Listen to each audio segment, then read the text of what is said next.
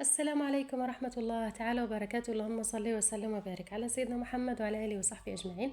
يومكم جميل بإذن الله، إن شاء الله كامل تكونوا بخير. خواتاتي الغاليات ومتابعاتي الوفيات، اليوم جبت لكم وصفة البقلاوة على الطريقة التقليدية، على الطريقة تاع زمان، يعني أيام اللي كانوا أمهاتنا يديروها بدون آلة توريق، بدون نشا. على بالي بزاف ناس ما يحبوش بقلاوة تاع النشا اللي تتورق بالنشا، وبزاف كذلك اخوات ما عندهمش الماشينه، يعني ما عندهمش آلة التوريق. اليوم جبتها لكم كما قلت لكم بالطريقه التقليديه، وراح تحصلوا على اروع بقلاوه. الفيديو طويل ولكنه فيه كل التفاصيل اللي ممكن تحتاجيهم باش تنجح معاك البقلاوه. هنايا اولا نروحوا للبلاطو اللي راح نخدموا فيه اليوم. راح ندير البلاطو هذا الدائري، يعني كما كنت نوريكم، تقلبي البلاطو تاعك وتجيبي المترة وتقيسي القطر تاع البلاطو تاعك. انا القطر تاع البلاطو لقيته 30، تضربي 30 في 30 راح تطلع لك 900 غرام. 900 غرام هي اللي راح ديريها فارينة وديريها مكسرات وديريها العسل. هذو ثلاثة يعني مكونات هما اللي راح نكيلو بهم، نكيلوهم على هذاك البلاطو تاعنا. يعني قلت لكم 900 غرام فارينة، 900 غرام مكسرات، 900 غرام عسيلة، يعني مقادير مضبوطة جدا. وترجع من كما قلت لكم من البلاطو لبلاطو، يعني تقيسي تحكمي البلاطو تاعك تقلبيه من الأسفل وتقيسي، لانه دائما القطر اللي في الاسفل تلقايه صغير على الفوق. ما تقيسيش البلاطو تاعك من الفوق، قيسيه من الاسفل. هذاك اللي لقيتيه كيما انا قلت لكم لقيتو 30، اضربي 30 في 30، تضربي 30 في 30 راح تطلع لك 900. هذيك هي 900 غرام. 900 غرام في كل شيء. هنايا تشوفوا كي كيلت انايا بربعة كيلات، كيما نعرفوا البقلاوه فيها 4 كيلات، كاين اللي يديرها بثلاثة، ولكن انا نحب نديرها ب4 كيلات. كي كيلتها بالكيله هذه، في كل كيلة عطات لي 225 غرام. كيما شفتوا كيلتها هنايا امامكم، درت 4 كيلات 225 غرام، خرجت لي 4 كيلات، يعني 900 غرام سوا تاع فارينة. هنايا نجول للسمن، كيلة ناقصة اصبع يعني تاع سمن. شتو هذيك الباطه الصغيره، يعني انا نعطي لكم في هذو المكونات تاع البلاطو هذا اللي ولا السنيوه هذه اللي درت فيها انايا. كذلك تقدروا ديروا في هذيك السنيوه تاع 30 على 24 ولا 30 على 25، راح تجيكم كذلك نفس المقادير مضبوطه.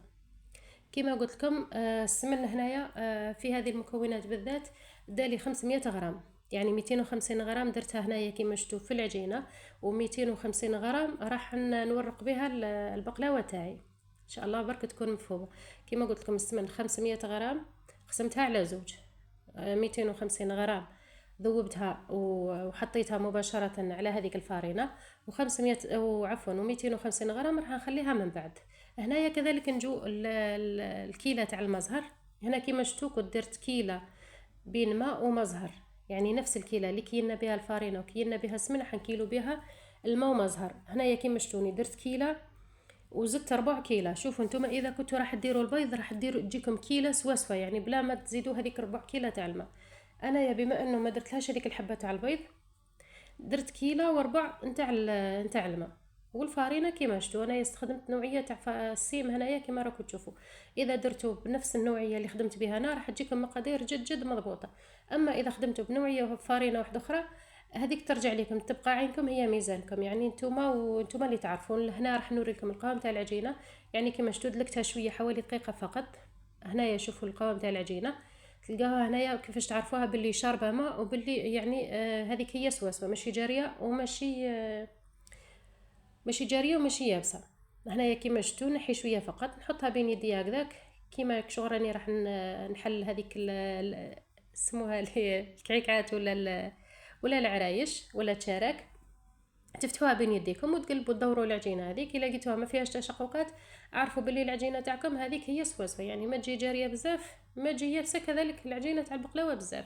هنايا نجيب العجينه تاعي نقسمها على كور هنا كما راكم تشوفوا لوازات. يعني انا من الاسفل راح ندير 6 لوازات، ومن الاعلى راح ندير 7. هنايا كما راكم تشوفوا هذو اللوازات تاع من الاسفل درتهم في كيس بلاستيكي، واللوازات تاع اللي يجوا من الاعلى كذلك درتهم في كيس بلاستيكي وحدهم. حطيتهم ليله كامله في الثلاجه. يعني العجينه تاع البقلاوه تحب ترتاح بزاف، يعني على خاطرها. هنايا نروحوا للحشو. الحشو الغدوه من ذاك انا باش خدمت الحشو، يعني ما خليتش الحشو تاع البقلاوه يبات. هنايا الغدوه من ذاك جبت كما قلت لكم كيلو تاع كاوكاو، انايا درت كيلو. رحيته هنايا بقشورو باش يعطي لكم هذاك الشكل كي شغل راهي مخدومه بالجوز. المهم درت كيلو تاع كاوكاو بقشورو كيما قلت لكم، حمصتو، ما تحمسوش ما تحرقوش بزاف، يعني حمصوا حوالي 10 دقائق، خلوه يبرد كذلك مليح قبل ما ترحوه باش ما يطلق لكمش هذاك الزيت كامل. بعدها هنا كيلت 4 كيلات، وضفت عليهم كيلة كذلك ناقصة اصبع نتاع سكر. يعني هنا ما تكثروش السكر، ما ديروش كيلة معمرة مليح، يعني ديروا تقدروا ديروا حتى نص كيلة ما كاش مشكل، يعني هكذا باش يجيكم الحشو تاعكم معسل. هنايا كذلك ضفت عليه ملعقة تاع سمن، وضفت عليه شوية لاغوم تاع عطر اللوز ولا عطر الجوز، ضيفوا اللي حبيتوا. تحبوا تضيفوا كذلك شويه قرفه، كان اللي يحب يضيف لها القرفه، كان اللي يحب يضيف لها شويه تاع لافاني. انا يا هذا ما درت الحشو هنايا النهار اليوم، وراح نبدا نلم فيه بالمزهر. الحشو كما هنا كما راكم تشوفوا راني نمحر جيدا في هذاك السمن. حاولوا انكم تدخلوا هذه كميه تاع سمن جيدا في هذاك الكاوكاو تاعكم ولا في هذيك المكسرات تاعكم قبل ما تبداو تضيفوا في المزهر. هنايا نجيب المزهر ونبدا الرش. هنايا شوفوا راح نوريها لكم بالتفصيل، يعني راح تشوفوا بالتفصيل كيفاش تحصلوا على الحشو. ما يجيش مزربع بزاف وما يجيش جاري بزاف، يجي بين وبين، يجي يتحكم، كي تحكميه يتحكم وتحسي به كشغل راهو يتعسل في يدك. هنا كيما راكم تشوفوا كشغل راهي تحسيه نتيا اصلا كي تمسي الحشو تاعك وكي تضغطي عليه تحسي باللي راهو تعسل في يدك، ثم تحبسي المزهر كذلك. يعني ما تخلوش مزربع بزاف، يجيكم يابس هكذاك ناشف، وكي تحطوه ناشف كذلك ماهوش راح يتعسل معاكم وماهوش راح يجيكم مليح. انا هنايا خدمته وخليته يعني زوج سوايع، زوج سوايع ولا حتى زوج سوايع ونص. بعدها خرجت هذيك العجينه نتاع البقلاوه اللي كانت بايته في الفريجدار كيما راكم تشوفوا هنايا، حطيتها فوق البوطاجي وحطيت الحشو هذاك راهو يريح. يعني الوقت اللي راهي تريح فيه العجينه هذه زوج سوايع خليتها خارج ثلاجه بها كيما راكم تشوفوا فيها هنايا راهي يابسه، خليتها زوج سوايع خارج ثلاجه. في هذاك الوقت راهو هذاك الحشو راه يريح كذلك. بعد ما ريحت العجينه، وهنا يعني لازم تحطوا ولا ترشوا شويه تاع مايزينا ولا شويه تاع فارينه، يعني باش هكذا العجينه ما تلصق لكمش في البدايه. ولكن هنايا نشا ولا الفارينه يعني ماهوش راح يدي لكم هذيك الكميه اللي مالفين نديروها في بقلاوه تاع توريق تاع النشا. كما راكم تشوفوا قلت لكم في البدايه فقط، يعني رشه خفيفه في البدايه فقط حتى العجينه هذيك تتحل مليح وتعطينا طع. بعدها ماناش راح نزيدو كامل نضيفوا النشا. كما راكم تشوفوا هنايا بكل سهوله راح تتحل معكم. هنايا يعني العجينه شويه مازال ما خصها يعني تزيد تريح، كي تخرجوها من الثلاجه خلوها كما قلت لكم تريح مليح، يعني من ساعتين حتى 3 سوايع برا الفريجيدار. بعدها يعني راح تعطي لكم الطوع هذاك تعرفوا تخدموا بها. هنايا كما راكم تشوفوا طريقه الحلان سهله جدا، يعني ماهيش كامل راح تعبكم هذيك العجينه، تالمو هذيك العجينه مريحه وجايه سواسوه، يعني شاربه هذاك يعني السوائل، يعني كل شيء فيها مضبوط. صدقوني كامل ماهيش رايحه تغلبكم. هنايا شوفوا الطريقه انايا كيفاش نفتح بالطريقه تاع الحلال. كما نعرفوا الحلال يعني تعودوا تحلوا في العجينه تاع البقلاوه ولا اي عجينه يدير لكم هذاك الهواء يخليك وتبقى العجينه تطبق معكم. انا ارفديها شويه بيدك، خلي الهواء هذاك من تحت وابدا يحلي فيها كي شغل راكي تحلي في العجينه تاع الرقاق. كما نعرفوا العجينه تاع الرقاق نرفدوها بيدينا شويه ونبداو نقرصوا فيها في الطروفه هكذا. كذلك هذه العجينه تاع البقلاوه رفديها على الكف تاع يدك وابدا حلي فيها بالحلال، راح تلقايها يعني تعطي لك الطوع وما تطبقش معاك، ما تكسرش معاك العجينه هذيك، تكوني تحلي فيها على الرخامه مباشره. بالطريقه هذه يعني راح تجيك ما شاء الله. انا هنايا فتحت معكم واحده فقط، ما حبيتش الفيديو يجيكم طويل بزاف. صدقوني الفيديو وحده جا فيه قريب ساعه، خدمه تاع بقلاوه قريب ساعه، يعني كلش جاني فيه قريب ساعه. حاولت نقص فيه على قد ما نقدر، ولكن حبيت كذلك نعطيكم كامل النصائح في الفيديو هذا كامل، يعني باش ما كان لا ظلي تدوري في الفيديوهات وتحوسي على كل خطره تحوسي على حاجه في البقلاوه. في الفيديو هذا راح تلقاي كلش فيه باذن الله. واذا كنتي اول مره تشاهدي قناتي ما تنسيش الاشتراك في القناه وتفعيل زر الجرس باش هكذا توصلك كامل الفيديوهات باذن الله. وكذلك تنسيش اختك بهذاك الجيم وهذا الكومنتار فضلا وليس امرا فقط. هنايا شوفوا العجينه كيفاه جات، قلت لكم ما شاء الله. هنايا نروحوا مباشره لهذيك سنيوه نديروا لها شويه تاع السمن ونحطوا هذيك العجينه مباشره. قلت لكم هنايا العجينه مازالها شويه خاصها شويه تريح. راح تشوفوا معايا الطبقه الثالثه بعد ما درتها، يعني درت لكم وريت لكم غير الطبقه الاولى والطبقه الثالثه. تشوفوا العجينه كيفاش ولات يعني كسلي وما تخافيش منها كامل. هذه هنايا كانت الطبقه الاولى فقط. قلت لكم مازال خاصتها واحد نص ساعه هكذاك ولا ربع ساعه انها تزيد تريح مليح، لانه العجينه مازال شويه بارده. كما قلت لكم راح نوري لكم الطبقه الثالثه، راح تشوفوا العجينه كيفاش راهي. هنايا شوفوا كيف راهي ما شاء الله، تكسليها ما تتقطعش كامل معك العجينه. كذلك الطياب تاع البقلاوه تاعنا باش ينجح معاكم طيابها تختلف. شوفوا اذا كانت سنيوه كحله تختلف على سنيوه البيضاء. سنيوه الكحله تخطف البقلاوه. باش هكذا تعودوا على بالكم، راني قلت لكم انا في الفيديو هذا راح نقول لكم فيه كامل الاسرار تاع باش تنجح لكم البقلاوه تاعكم. كذلك كما قلت لكم البلاطو هذا اللي باللون الاسود يخطف البقلاوه، ولا يخطف اي قاطو يعني تجي طيبوه في بلاطو كحل يخطف، يعني شغل تتحرق الحاجه وكل ما تعسوهاش تتحرق لكم. عكس البلاطو الابيض، البلاطو الابيض بالعكس يعني يخلي الحاجه خضراء من تحت، يعني ماشي طايبه مليح من تحت. هذا كي طيبوا في بلاطو اسود طيبوها على نار قليله، يعني طيبوها على درجه حراره 140. البقلاوه طيبوها على درجه حراره 140. البلاطو الابيض طيبوه على درجه حراره 160. اذا كان الفرن تاعك تاع المروحه شعلي له المروحه هكذا باش يوزع لك الحراره مليح. شوفوا هنايا هذه اللي قلت لكم الطبقه الثانيه ولا الثالثه هذه. المهم هنايا العجينه بدات تاع البقلاوه تاعنا بدات تريح، يعني هناك شوفوا كيفاه كسلي على روحك. هنا بدات يعني تريح العجينه هذيك. كيما قلت لكم الطياب تاعها يختلف من بلاطو لبلاطو.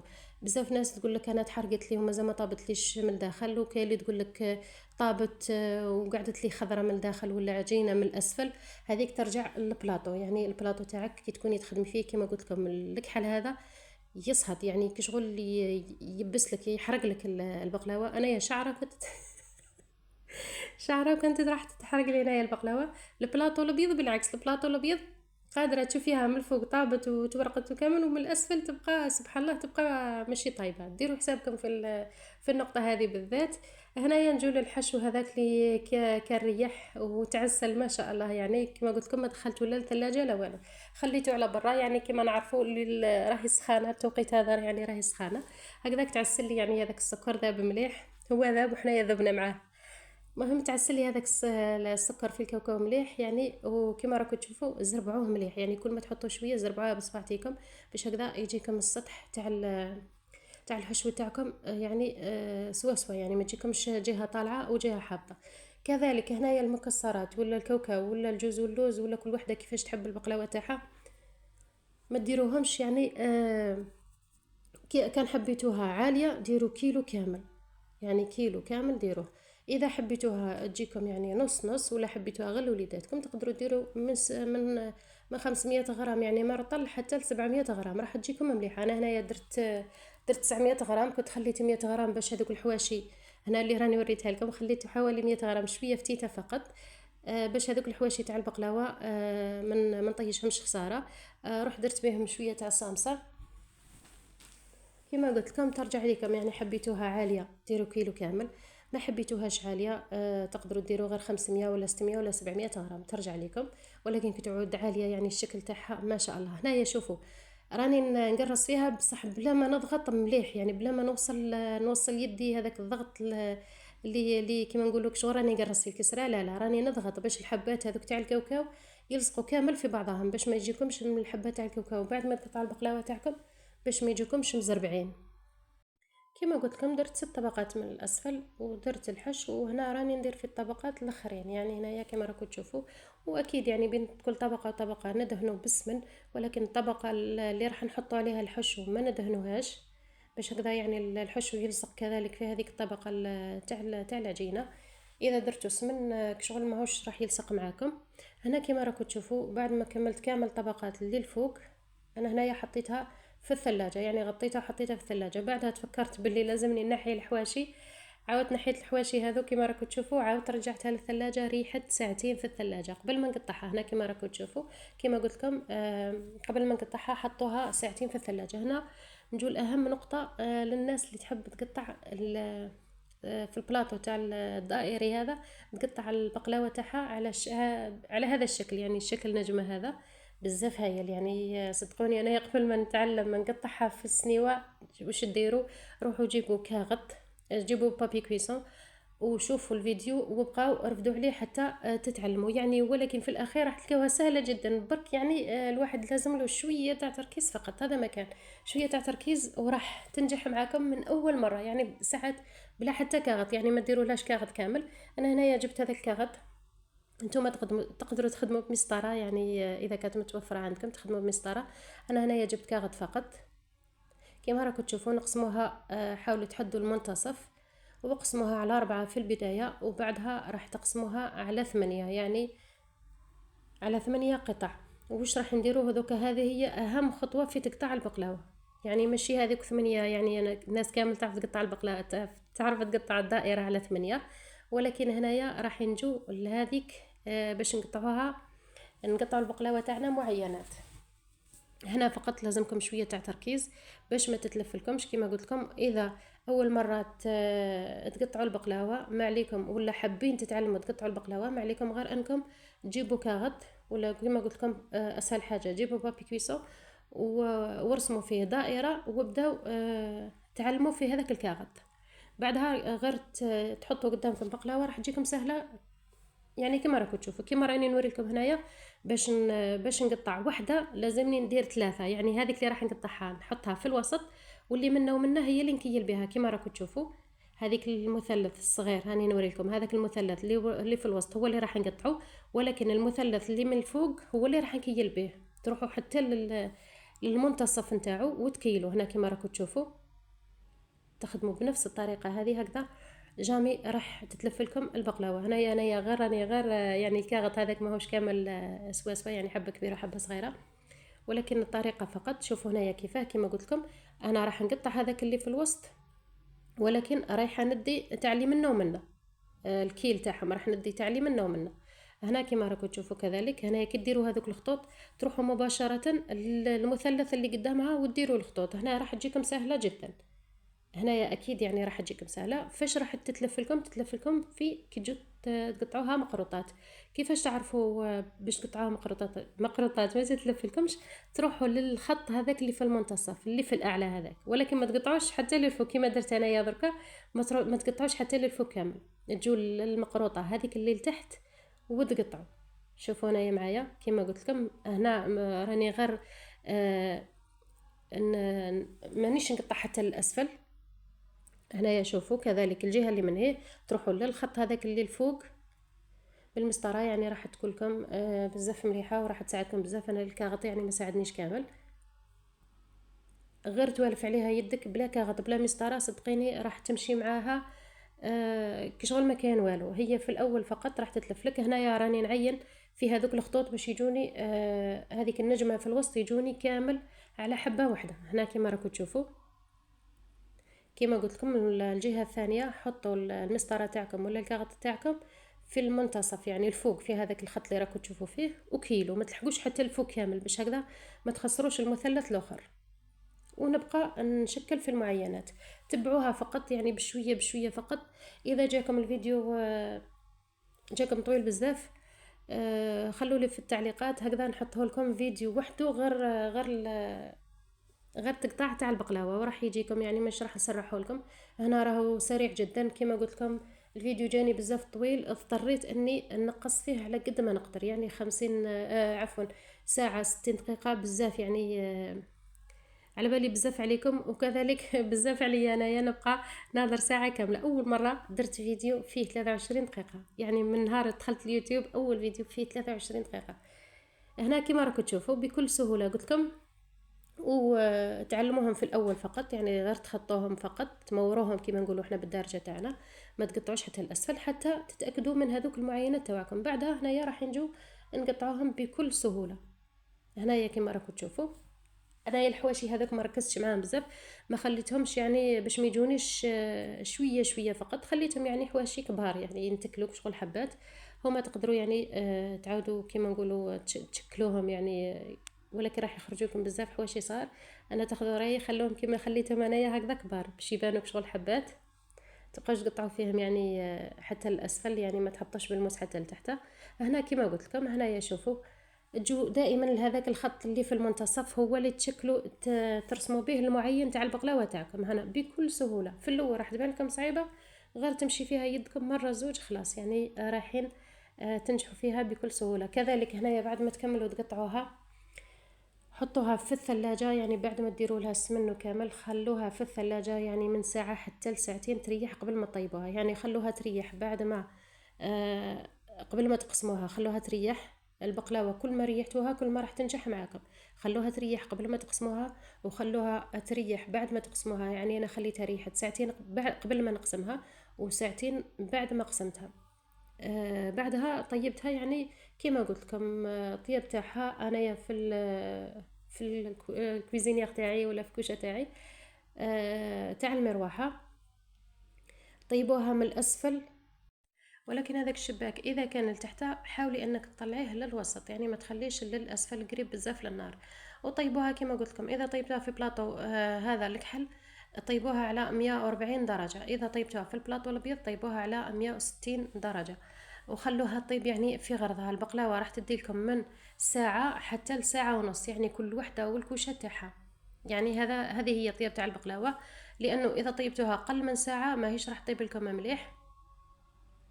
كما قلت لكم هنايا شوفوا هذيك تاع الموس كذلك، والحبه قسمتها في الوسط بالموس باش كديروا حبه تاع الكاوكاو ولا حبه تاع المكسرات ما تطبز لكمش هذيك الحبه تاع البقلاوه تاعكم، تبقى محافظه على الشكل تاعها هنايا ما شاء الله كما راكم تشوفوا. وهذا هو الشكل تاع البقلاوه النهائي. كما قلت لكم اذا حبيتوا ندير لكم فيديو مفصل يعني غير على تقطع تاع البقلاوه قولوا لي، يعني نعاود ندير لكم الفيديو غير وحده يعني غير تقطع تاع البقلاوه فقط. كما قلت لكم المقادير هذه تصلح في بلاطو تاع 30 على 24. اذا حبيتوا مقادير واحده اخرى خلوا لي في التعليقات فقط. هنا شربوها مليح يعني واسمه بالسمن، يعني شربوها مليح. كما قلت لكم هذيك اللي بقات لكم يعني تاع السمن ضيفوها كامل.